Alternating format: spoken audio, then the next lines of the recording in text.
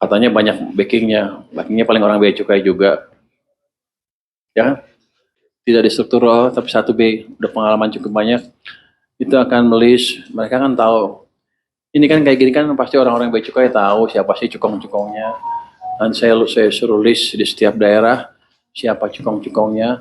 Nanti kalau ada gangguan atau barang masuk dan link ke cukong tersebut, cukongnya kita proses. Katanya banyak backingnya paling orang bea cukai juga, ya kan? Ada juga yang lain-lain. Tapi yang jelas akan kita bereskan itu. Ini hanya 9 dari yang satu lagi panjang saya malas bacanya. Pada dasarnya seperti itu. Jadi masukannya amat berguna buat kita dan kita akan follow up. Nggak main-main. Saya harapkan dengan gitu nanti governance culture-nya pemerintah atau bea cukai bisa berubah. Oke, itu mungkin dari saya. Ini yang kemarin yang menarik adalah diskusi masalah cukai. Anda tertarik cukai kan? Itu saham rokok pada naik 20% begitu saya ngomong cukai. Itu kan investor bukan? Nggak tahu. Naik 20%. Ya, mungkin sekarang masih naik. Ada cara mengambil kebijakan yang agak aneh untuk saya. Saya tanyakan, cukai rokok gimana? Sekarang berapa rata-rata? 57%. Tinggi amat. Fir'aun loh. Kira-kira gitu. Banyak banget ini ya. Terus kalau turun gimana? Ini bukan saya turun, bukan mau turun ya, cuman diskusi. Kalau turun gimana? Kalau turun makin banyak income-nya. Loh kenapa dinaikin kalau gitu? Rupanya kebijakan itu bukan hanya income saja di belakangnya. Ada policy memang untuk mengecilkan konsumsi rokok. Jadi kecil lah. Jadi otomatis industrinya kecil kan. Tenaga kerja di sana juga kecil. Oke, bagus kalau.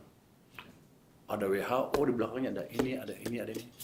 Cuman saya tanya, oke, kalau kamu desainnya untuk memperkecil industri, kan pasti udah dihitung dong berapa pengangguran yang terjadi kan? Bisa dihitung kan pasti. Makanya banyak yang dipecat kemarin kan di sana. Terus mitigasinya apa? Apakah kita sudah buat program untuk memitigasi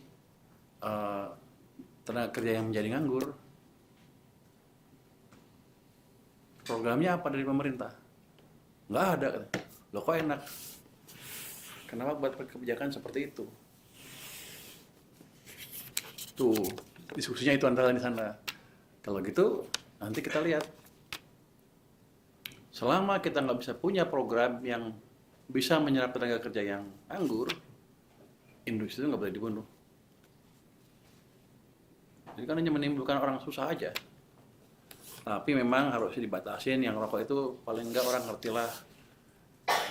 Harus ngerti risiko rokok itu seperti apa. Tapi nggak boleh dengan policy untuk membunuh industri rokok, terusnya tenaga kerja dibiarin tanpa kebijakan bantuan dari pemerintah. Itu kan kebijakan yang nggak bertanggung jawab kan. Kenapa saya sampai pikirin begitu? Itu jadi nanti rokok akan kita lihat. Saya akan ke Jawa Timur ya, akan ngomong sama industrinya, akan saya lihat seperti apa sih, turun apa enggak. Kalau misalnya nggak turun tapi pasar mereka saya lindungin, dalam pengertian itu yang online yang putih, yang palsu itu saya larang di sana. Saya kan sudah perintahkan dia untuk mulai memonitor siapa aja yang jual beli online untuk barang-barang yang palsu. Jadi hati-hati mereka yang palsu-palsu, bukan yang normal ya, yang palsu. Akan kita mulai kejar satu-satu. Ya, betul. Kalau yang normal biar yang palsu aja. Karena gini, nggak fair kan kita narik ratusan triliun pajak dari rokok, sementara mereka nggak dilindungin, marketnya nggak dilindungin. Kita membunuh industri kita, masuk palsu dari Cina apa dari luar negeri ya, situ. Di sana kerja, di sini dibunuh, sama aja. Mendingan gue hidupin yang sini, sana tuh bunuh. Kira-kira begitu. Kita akan lihat ke arah sana gerakannya. Satu lagi, apalagi tadi kemarin baca itu palsu itu. Itu utamanya. Pak, balik ke konteks berarti perkembangannya sampai saat ini Bapak belum terinformasikan. Kalau kata orang pajak, kalau itu bagus katanya. sudah stabil katanya, walaupun kalau kata teman-teman yang bayar tuh masih lama bang katanya. Nanti saya yang cek. Ya kalau orang mau tanya bos pasti gitu kan, namanya ABS. Oh iya, Anda tahu kalau lapor ke presiden seperti saya bilang tadi, kemarin juga sama. Semuanya ABS. Saya bisa ini pak, saya bisa itu pak. Bilang gitu. Ternyata tanya belum dihitung. Ya presiden pinter juga sih, lama-lama tahu. Jadi di sini begitu, yang ABS pelan-pelan akan kita rubah menjadi tidak ABS. Yang penting problemnya solve. Boleh? Ya, lah. Tapi yang MBG treatmentnya sama. Boleh Pak. Oh, nah, ya situ. Treatmentnya akan sama. Kalau memang kita bisa lihat dan kita coba bantu, termasuk ngirim manajemen segala macam, orang keuangan banyak kan, biar kerja lah. Terus kalau di akhir Oktober kita bisa hitung dan kita antisipasi penyerapannya hanya akan sekian, ya kita ambil juga banknya. Kita sebar ke tempat lain atau untuk mengurangi defisit atau untuk mengurangi utang.